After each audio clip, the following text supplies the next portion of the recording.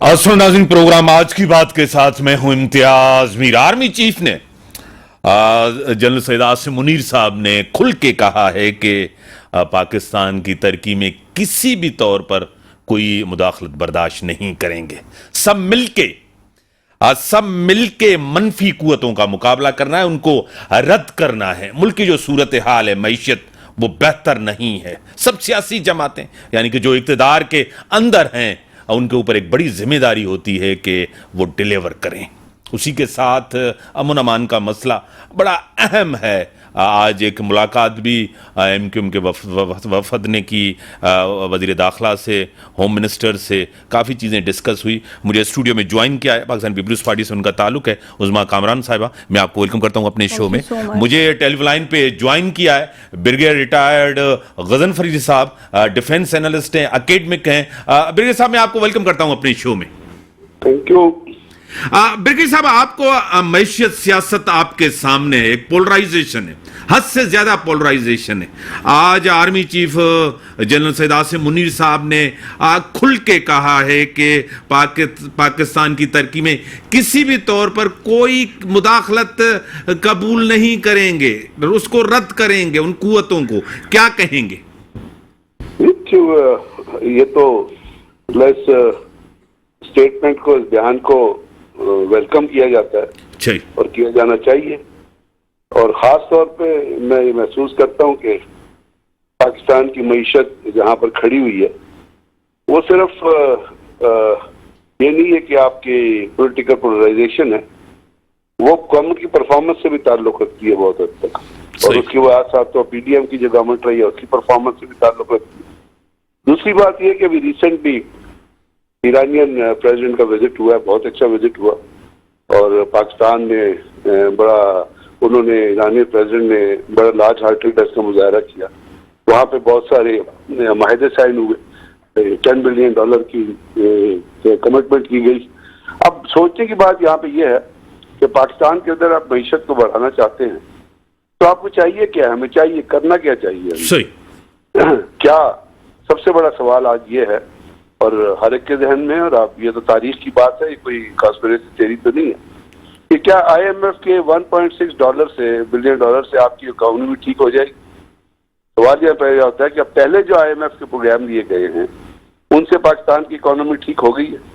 अगर तो ठीक हो गई है तो $1.6 बिलियन से भी ठीक हो जाएगी। अगर नहीं ठीक हुई है तो इससे भी ठीक नहीं हुई। इससे क्या होगा? इससे इन्फ्लेशन बढ़ेगी, इससे लोगों की प्रॉब्लम बढ़ेंगी। जो आपका $68 बिलियन का कर्जा है वो $70 बिलियन का हो जाएगा। सही। आपका जो है सर्कुलर डेट है वो बढ़ जाएगा। तो होना क्या चाहिए?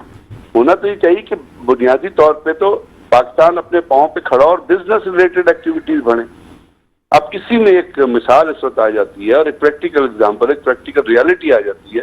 और रियलिटी ये है कि हमारा ईरान जो है वो हमारा फ्रेंड है। 2013 में हमने ईरान के साथ ईरान गैस पाइपलाइन का माहिदा हुआ था। उसके बाद अमेरिका बहादुर कूद पड़ा, उसने पाकिस्तान को डंडा दिया कि जी हमने ये गैस पाइपलाइन नहीं बना दी, हमने कबूल कर ली कि जी ठीक है। और ईरान ने अपने इलाके की जो 1108 किलोमीटर है, हमारे इलाके में तो 791 किलोमीटर है ना। सही। ईरान ने अपने इलाके की मुकम्मल कर ली, हमारी मुकम्मल। अब इस वक्त प्रॉब्लम क्या है? आपको पता है कि अगर आपके पास सस्ती एनर्जी होगी, कल ताजरों ने कराची में क्या शिकायत की थी प्राइम मिनिस्टर से? उन्होंने कहा था कि हमें बिजली सस्ती दे, हमें गैस सस्ती दे। जब तक बिजली और गैस सस्ती नहीं करेंगे आपकी इकोनॉमिक तरक्की हो ही नहीं सकती। आप भूल जाइए उस चीज को। जब तक आपकी प्रोडक्ट्स जो है मार्केट में कंपैटिबल नहीं होंगी इंटरनेशनल मार्केट के। बाकी बांग्लादेश क्यों उनका येलो ब्रांड क्यों ऊपर गया? क्या वहां पे बिजली की कीमतें इतनी हैं? इंडिया क्यों आगे जा रहा है $685 बिलियन की फॉरेन एक्सचेंज रिजर्व के साथ? क्या वहां बिजली की कीमतें इतनी है? क्या उनके पास IMF है? क्या IMF ने उनको मदद दी है? तो हमें अपनी बिजनेस रिलेटेड एक्टिविटीज बढ़ाने के लिए अपनी इंटरनल रिफॉर्म्स की जरूरत है। हमें अपनी बिजनेस एक्टिविटीज बढ़ाने के लिए फॉरेन इन्वेस्टमेंट की जरूरत है। और उसमें आपके पास एक इंडिया आया। अगर आज आप ईरान गैस पाइपलाइन मुकम्मल कर लेते हैं तो $750 बिलियन पर डे का जो आपके पास वो आएगा, तेल आएगा, उससे आपको सस्ता तेल मिलेगा। सस्ता तेल मिलेगा, आपकी ट्रांसपोर्टेशन कॉस्ट कम होगी। सस्ता तेल पड़ेगा, बिजली की कॉस्ट कम होगी, सस्ता तेल मिलेगा, लोगों की जिंदगियों में कम मुसीबत, सस्ता तेल मिलेगा, इन्फ्लेशन कम होगी, लोग इंडस्ट्रीज लगाएंगे, कंपैटिबल लेवल पे प्राइस। लेकिन बात यह है कि क्या हम अभी, मुझे कल एक बात की खुशी हुई कि मैं एक स्टेटमेंट पढ़ रहा था डिफेंस मिनिस्टर की, हम हर हाल में गैस पाइपलाइन मुकम्मल करेंगे। तो मेरी नजर में पाकिस्तान के अंदर इस वक्त जो प्रेशर है वो पॉलिटिकल पोलराइजेशन तो है और वो रहेगी, वो खत्म नहीं हो सकती। वो पाकिस्तान में कभी पॉलिटिकल पोलराइजेशन खत्म नहीं हुई है, लेकिन इसके साथ साथ वो चीज अगर इंटरनली चल भी रही है तो उसको सस्टेन करके हमें उन चीजों पे तवज्जो देनी है जहां पे हमारा टैक्स स्ट्रेस। ठीक है, मैं सर इधर ही रहे, मैं फिर आपकी तरफ आऊंगा। उज़मा साहिबा, जिस तरह ब्रिगेडियर साहब कह रहे हैं कि मैशियत, एनर्जी सस्ती, बिजली सस्ती होगी तो बिजनेस एक्टिविटीज बढ़ेंगी, कर्ज पे कब तक चलेंगे। आज आर्मी चीफ ने मोहतरम जनाब जनरल सैयद आसिम मुनीर साहब ने कहा है कि तुर्की में किसी किस्म की अदम इस्तेकाम को बर्दाश्त नहीं करेंगे, कोई भी ऐसी हरकत होगी उसको भरपूर जवाब भी देंगे, रोकेंगे भी सही। क्या कहेंगे आप? बिल्कुल इम्तियाज़ भाई, मैं कहूँगी कि आज जो हमारे जनरल आसिम मुनीर साहब का जो ये एक बयान सामने आया और बहुत बेहतरीन इन्होंने ये डायलॉग कहा है, और हम सब इनके साथ हैं क्योंकि मुल्क हम सबका है, हम सब इसके मुहाफिज हैं। और सर ने सही कहा कि जब चीज़ें बिल्कुल प्रोवाइड होंगी ईज़िली तो बिज़नेस बढ़ेगा, और बिज़नेस बढ़ेगा तो इकनॉमी हमारी मजबूत होगी। तो इस पे बिल्कुल काम होना चाहिए क्योंकि पब्लिक को भी काफ़ी हद तक इस पे रिलीफ मिलेगा, और मुल्क की मईशत तभी मजबूत होगी जब पब्लिक को भी रिलीफ मिलेगा और आपका बिजनेस और आपकी बिजनेस कम्युनिटी जो है वो मजबूत तरीन हो जाएगी। तो इस पे काम करना चाहिए। ब्रिगेडियर साहब, आपने जिस तरह कहा एक प्रेशर इन्फ्लुएंस रहा है, इससे इनकार नहीं है, इन्फ्लुएंस से निकलना चाहिए। एक दूसरे ममालिक के साथ भी आप अपने इंटरेस्ट को देखकर, मुल्क को देखकर, मुल्क के इंटरेस्ट को देखकर आगे बढ़ा जा सके। आपको पता है हालिया वेव जो थी टेररिज्म की, आपको पता है कुछ कुव्वतें जिसमें इंडिया सरे फहरिस्त है, वो नहीं चाहता कि पाकिस्तान के अंदर डेवलपमेंट हो, अमन अमान हो। क्या कहेंगे ब्रिगेडियर साहब? जी, मैं जो आपसे अर्ज कर रहा था वो यही अर्ज कर रहा था कि हमें अपनी हमारे ऊपर, हमें अभी देखिए ना, जो भी नेशन स्टेट होती है वो सबसे पहले अपनी सिक्योरिटी को या लॉ एंड ऑर्डर को बेहतर करवाने के लिए थ्रेट परसेप्शन करती है, देखती है कि कौन कौन सी ऐसी चीजें हैं जो मुल्क के ऊपर असरअंदाज हो रही है, थ्रेट कौन से एग्जिस्ट कर रही है। आपने कहा इंडिया से हमें थ्रेट है, हमारे यहाँ हमारी डिजायर है कि हम इंडिया के साथ बिजनेस करें। इंडिया कहता है हम आपके साथ बिजनेस नहीं करेंगे, उन्होंने कैटेगोरिकली कह दिया कि हम आपके साथ बिजनेस नहीं करेंगे। ईरान हमारा नेचुरल नेबर है, ईरान का पाकिस्तान के अंदर दहशतगर्दी का एक अफिया जो दोनों मुल्कों में मौजूद है। जैश उल अदल को CIA ने बनाया है, CIA उसको फाइनेंस कर रही है, CIA उसको फंड कर रही है। CIA ईरान के अंदर भी दहशतगर्दी फैलाने चाहती है, पाकिस्तान के अंदर भी दहशतगर्द रॉ पाकिस्तान के अंदर दहशतगर्दी फैलाना चाहती है। अभी गार्डियन की रिपोर्ट कहती है कि उन्होंने इंडिया रॉ ने पाकिस्तान के अंदर 20 टारगेट क्लिक किया, एक और टारगेट क्लिक होगी, वो एक्टिविस्ट को मार दिया गया। हमारे यहाँ हम प्रेस कॉन्फ्रेंस करके हमारे इंटीरियर मिनिस्टर ने कह दिया कि इंडिया इन्वॉल्व है, इसके आगे क्या है, हम उसको काउंटर करने के लिए क्या कर रहे हैं, हमारी पॉलिसी क्या हो रही है। मुल्क में बिजनेस चलता है, टेररिज्म का थ्रेट पाकिस्तान में है और रहेगा, इसलिए रहेगा कि अफगानिस्तान, पाकिस्तान के बाहर से, अफगानिस्तान के अंदर से, इंडिया के अंदर से पाकिस्तान के अंदर जो दहशतगर्दी भेजी जा रही है उसको हमें दो एंगल पे लड़ना है। एक बॉर्डर से बाहर के एंगल पे लड़ना है, एक हमें अभी इंटरनल जो उनके सॉफ्टवेयर एरियाज है, जो उनका नैरेटिव यहाँ पे लोग लेके चलते हैं दहशतगर्द तंजीमों का, वो है। बलूचिस्तान के अंदर दहशतगर्दी अरूज पे है, बलूचिस्तान लिबरेशन ऑर्गेनाइजेशन है, बलूचिस्तान रिपब्लिकन आर्मी, उसको मुसैद सपोर्ट करती है और CIA सपोर्ट करती है। अबे हमें इन चीजों को पहचान के हम IBOs कर रहे हैं, इंटेलिजेंस बेस्ड ऑपरेशन हमारे यहाँ हो रहे हैं, और इंटेलिजेंस बेस्ड ऑपरेशन से हम दहशतगर्दी को कंट्रोल करने की कोशिश कर रहे हैं। लॉ एंड ऑर्डर की सिचुएशन आप कराची की, आप खुद कराची में बैठे आप उठा के देख रहे हो कि वहाँ लॉ एंड ऑर्डर, उस लॉ एंड ऑर्डर सिचुएशन में जो कराची की है वहाँ पे कौन इन्वेस्ट करेगा, आप मुझे पहले बताइए। सही। तो बात यह कि ये वो थ्रेट्स हैं। और उसके बाद आप, अमेरिका ने कह दिया, आपको कल भी उनकी स्टेटमेंट आई, उन्होंने कहा जी हमने सैंक्शन लगाई है, जो भी मुल्क ईरान के साथ बिजनेस करेगा वो हमारी सैंक्शन की जद में आएगा।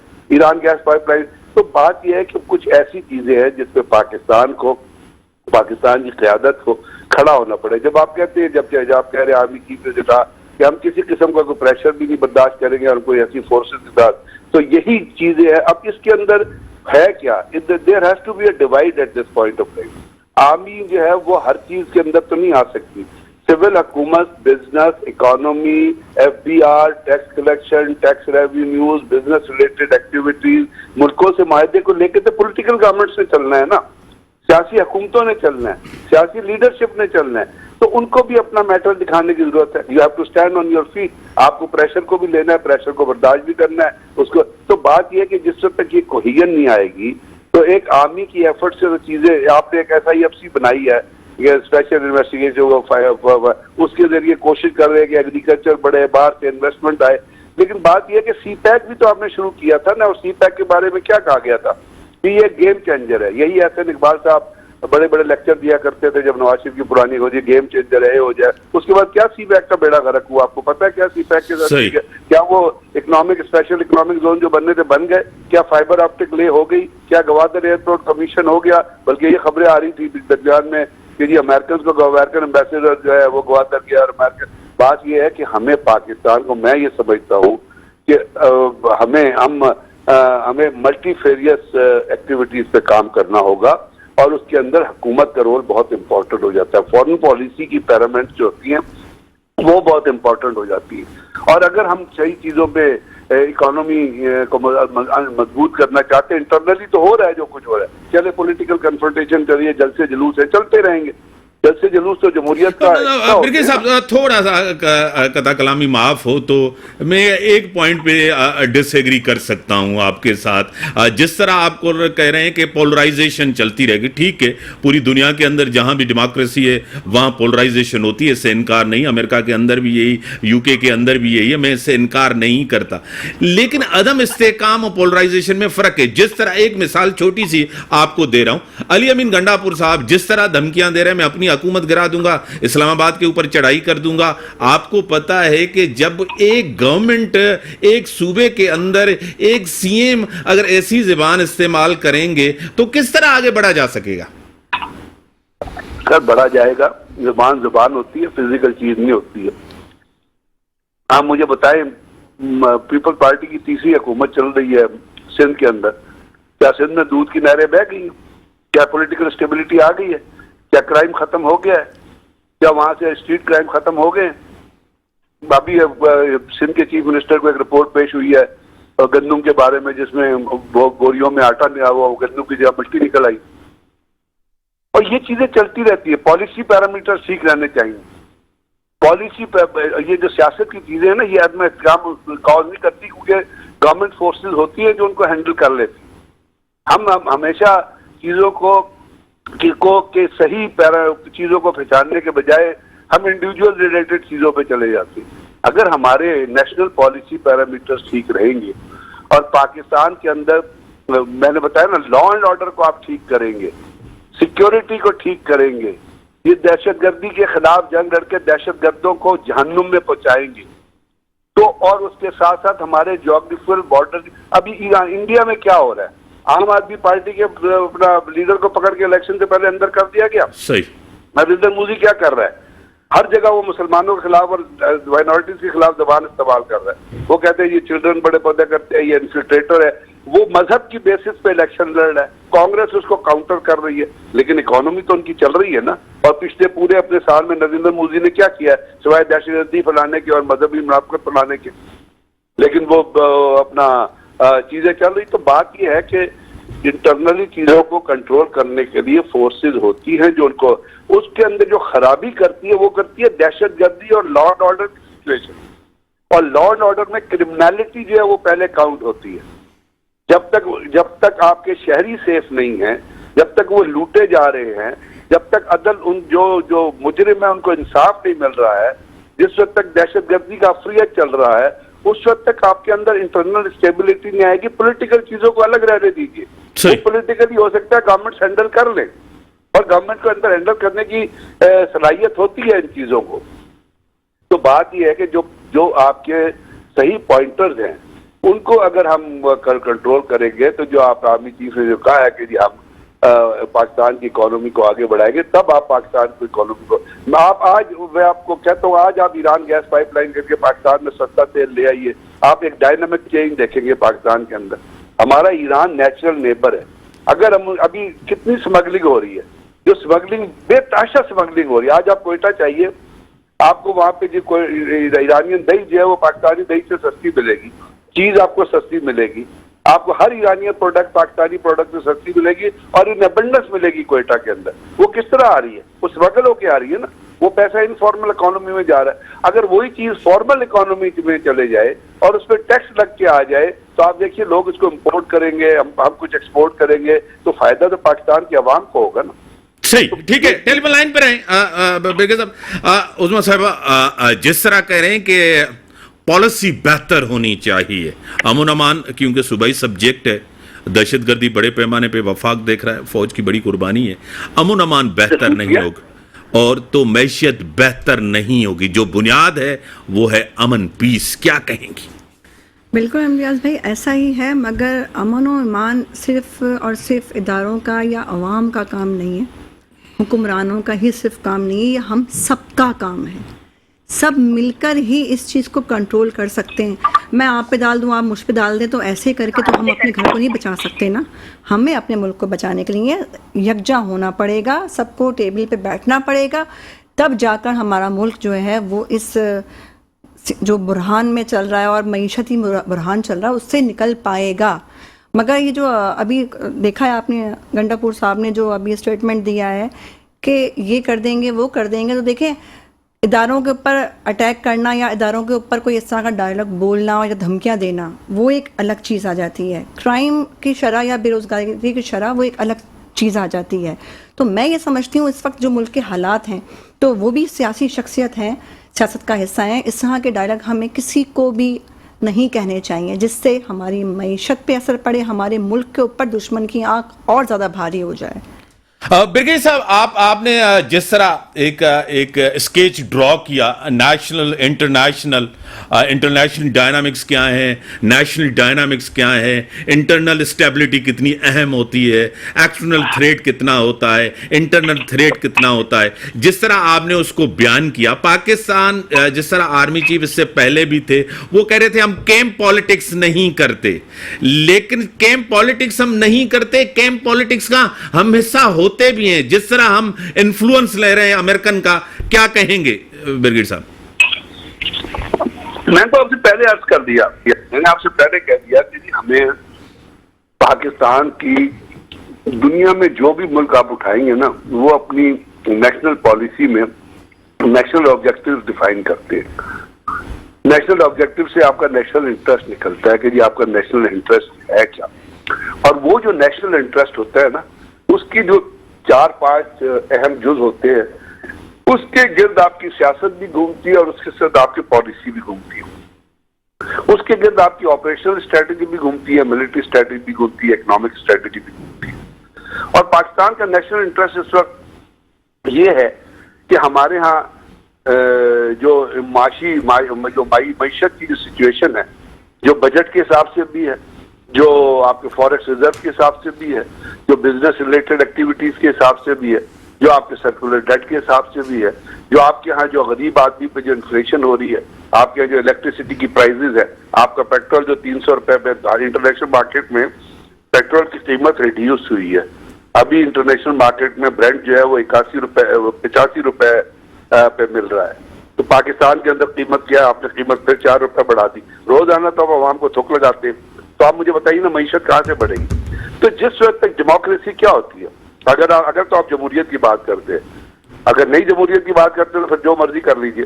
जमहूरियत की बात करते हैं, वो कहते हैं it is for the people and by the people. तो फॉर द पीपल में यही चीजें आती है ना। अगर और उसके लिए हम पाकिस्तान को किसी किस्म का इंटरनेशनल प्रेशर लेने की जरूरत नहीं है। हम अपनी बिजली खुद प्रोड्यूस करते हैं ना, हमारे यहाँ गंदम इतनी ज्यादा है, हमारे गंदम खुद प्रोड्यूस होती है, खाने पीने की चीजें की अवेलेबिलिटी है। लेकिन बात यह है कि हमारे यहाँ जो चीजें खुद गैस जो है, सुई गैस पाकिस्तान में इन अबंडेंस है। आप रोजाना उसकी कीमत IMF के कहने पे 111% 1011% बढ़ा देते हैं।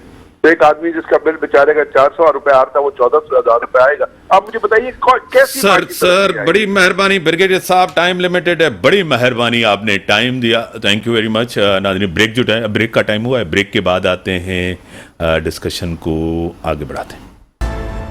वेलकम नाज़रीन, मुझे टेलीफोन लाइन पे ज्वाइन किया है सीनियर रहनुमा, सीनियर सियासतदान, मारूफ कानूनदान, पाकिस्तान सुप्रीम कोर्ट बार के प्रेसिडेंट रह चुके हैं, नून लीग से उनका ताल्लुक है नजरियाती तौर, मोहतरम जनाब एडवोकेट यासीन आज़ाद साहब मेरे साथ हैं टेलीफोन लाइन पे। मैं आपको वेलकम करता हूं अपने शो में।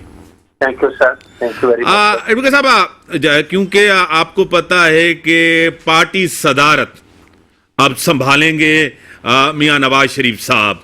अब पार्टी के अंदर काफ़ी लोगों का ख्याल ये है कि शहबाज शरीफ साहब प्राइम मिनिस्टर बन गए हैं, मियां साहब वापस आ गए हैं, अब पार्टी को वो देखेंगे, क्या कहेंगे?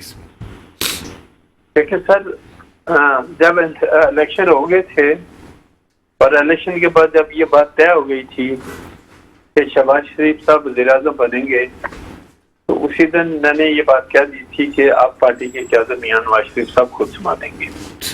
वजह यह है कि ज़ाहिर वज़ीर-ए-आज़म बनने के बाद शहबाज शरीफ साहब अपनी जमात को तो टाइम नहीं दे सकते।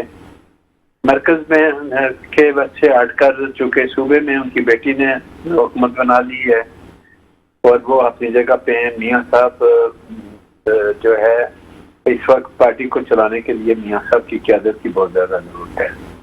बाद लोग ये समझते हैं कि शायद कोई इख्तलाफ है, मैं समझता हूँ इख्तलाफ नहीं। इख्तलाफ क्यों होगा कि मरकज में भाई की हुकूमत है, सूबे में बेटी उनकी वज़ीर आला है, तो इख्तलाफात का तो कोई क्वेश्चन ही नहीं है, जिस तरह बाद लोगों का ख्याल है। लेकिन मैं ये समझता हूँ कि पार्टी की सदारत संभालने के बाद मियां साहब को इस बात का पूरा मौका मिल जाएगा कि वो अपनी पार्टी को ऑर्गेनाइज करने के लिए, पाकिस्तान मुस्लिम लीग को मजबूत से मजबूत बनाने के लिए अपना पूरा रोल प्ले करेंगे और कोशिश ये करेंगे कि चारों सूबों में पार्टी को ऑर्गेनाइज करें और ताकि पाकिस्तान मुस्लिम लीग जमात के चारों सूबों में वो आइंदा जब खबर की बारी आए तो वो कामयाबी तरफ जाए। राना सनावला, सर राना सनावला साहब ने कहा है मुफाहमत तो या मजहमत, बयानिया मियां साहब का चलेगा। शहबाज शरीफ साहब बार बार कोशिश कर रहे हैं कि राना सनावला, साद रफीक साहब हुकूमत का हिस्सा बने, लेकिन वो हुकूमत का हिस्सा नहीं बन रहे, वो बाहर हैं हुकूमत, वफाकी हुकूमत से। सर बयानिया अगर पाकिस्तान मुस्लिम लीग नून का चलेगा, अब ये बता दें हुकूमत किसकी है? पाकिस्तान मुस्लिम लीग नून की हुकूमत है ना। सही। और अगर पार्टी कायद कुछ कहेगा, मरकज को कहेगा या सूबे को कहेगा, तो उसका असर ये पड़ेगा कि उस लाइन के मुताबिक वज़ीर आज़म या वज़ीर आला पंजाब जो हैं वो काम करेंगी। मियां नवाज शरीफ पहले भी सरपरस्त आला थे, वोट बैंक मियां नवाज शरीफ का है, मियां नवाज शरीफ ही कायद हैं और ये सारा कुछ उन्हीं का है। जाहिर है कि जब पार्टी सदारत उनकी गई तो उस वक्त अदालतों ने पार्टी सदारत खत्म की थी, किसी और ने नहीं की थी। हुआ ये था कि जब सेनेट के लोगों को टिकट दिया गया, तो आपको याद होगा कि उस वक्त सुप्रीम कोर्ट में चीफ जस्टिस थे साकिब निसार साहब, तो उन्होंने कहा कि ये चूंकि सजा याफ्ता आदमी है, पार्टी का टिकट देने का मजाज नहीं था, लिहाजा जो टिकट दिया वो गलत दिया और सेनेट के तमाम उम्मीदवार जितने भी हैं वो आज़ाद उम्मीदवार होंगे, पाकिस्तान मुस्लिम लीग नून के उम्मीदवार नहीं होंगे। एक रुकावट आई थी आईनी तौर पर, क्योंकि उन्होंने कहा था कि ये सजा याफ्ता है, पार्टी की क़यादत भी नहीं कर सकते, ये भी नहीं कर सकते। ये बात इमरान खान के लिए कोई नहीं करता, सच्ची बात पूछें तो। लेकिन इमरान खान की जो सूरत है वो तो हालांकि मैं उस बहस में नहीं पढ़ना चाहता। तो मैं ये समझता हूँ कि मियां नवाज शरीफ ने जो इस वक्त सूरत हाल है वो बहुत बेहतर है, उनको पार्टी की क़यादत संभालनी चाहिए हर हालत में। और आप ये देखेंगे कि मियां नवाज शरीफ एक अगर कोई बयानिया भी देंगे तो वो बयानिया यही होगा कि पाकिस्तान को कर्जों से कैसे निजात दिलाई जाए, बयानिया यही होगा कि पाकिस्तान से महंगाई को कैसे खत्म किया जाए। हुकूमत भी ये कहती है महंगाई खत्म होना चाहिए। ये तमाम चीजें जो है ना ऐसी सूरत है जो बेहतरी की तरफ जाती हुई नजर आ रही है। यासीन साहब, जिस तरह आपने कहा कि बेहतरी की तरफ, आज army chief general Syed Asim Munir साहब ने खुल के कहा है कि अदम इस्तेकाम को किसी तौर भी बर्दाश्त नहीं करेंगे। मतलब साफ अल्फाजों में आपको पता है कि एक अदम इस्तेकाम पैदा किया जा रहा है, इंतशार पैदा किया जा रहा है, क्या कहेंगे एडवोकेट साहब? जैसे सर आर्मी चीफ का ये बयान भी है कि माशी से सूरत हाल करते हैं, अगर आदमी काम होगा तो माशी सूरत हाल बेहतर नहीं होगी। बिल्कुल सही कारण है, और ये बात तो हर आदमी करता है, आप भी कर रहे हैं, मैं भी कर रहा हूँ कि माशी सूरत हाल को बेहतर करें, चूंकि पाकिस्तान पे कर्जों का एक अंबार है सर। अब कब तक पाकिस्तान कैसे चलाएंगे? आखिर एक न एक दिन आपने इन तमाम मामला को खत्म करना है। लिहाजा मैं समझता हूँ कि इस वक्त जो सूरत हाल है पाकिस्तान की, उसके मुताबिक हमें ऐसे ही चलना चाहिए। और मियां नवाज शरीफ के आने के बाद मुझे उम्मीद है कि सूरत हाल काफी बेहतर होगी सर। अच्छा सर, टेलीफोन लाइन पे रहे, 2 मिनट बस और दीजिएगा। हालात बेहतर हों, आम आदमी की बड़ी एक्सपेक्टेशंस हैं, तवक्कुआत हैं नून लीग से, पीपल्स पार्टी से, MQM से, दूसरी सियासी जमातें जो इनके पास हैं कि डिलीवर करें, महंगाई कम हो, बेरोजगारी कम हो, क्या कहेंगी? बिल्कुल इम्तियाज़ भाई, ऐसा ही है, क्योंकि आवाम तो जाहिर सी बात है हर वक्त यही सोचती है कि हमारी रियासत जो है वो कब हमारी तरफ देखेगी। बिल्कुल नून लीग के हाथ में इस वक्त जो है सारी जो है कमाने हैं, तो बिल्कुल आवाम का सोचना चाहिए। मईशत तभी मजबूत होगी तब आवाम मजबूत होगी और आवाम आपके फेवर में होगी। तो मईशत की मजबूती आपकी मजबूती मुल्क की मजबूती है। तो इस वक्त बिल्कुल ये सारे जो हैं तीर कमान जो हैं सारे हाथों में हैं सबके, तो उनको चाहिए कि आवाम को रिलीफ दें, क्योंकि आवाम है तो ये मुल्क पाकिस्तान है। ब्रेक का टाइम हो गया, आप बस 5 मिनट हमारे साथ टेलीफोन लाइन पे रहें। ब्रेक के बाद आते हैं, डिस्कशन को आगे बढ़ाते हैं। वेलकम नाज़रीन। उस्मान साहब, आपको पता है कि हुकूमत बनते हुए अभी तो 1.5-2 महीने ही हुए हैं। अभी से एहतजाज करना, जैसे PTI का एहतजाज था, कोई उसको रिस्पांस तो नहीं मिला, लोग तो नहीं निकले।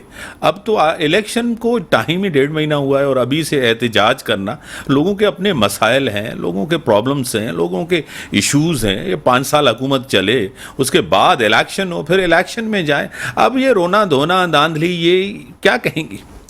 ठीक है इम्तियाज़ भाई, मैं ये समझती हूँ ये एहतजाज करना और ये रोना धोना तो ये आवाम को पैनिक में डालना है। आप खुद तो पैनिक में हैं मगर आप अपने साथ साथ जो आपके फॉलोअर्स हैं आप उनको पैनिक में डाल रहे हैं।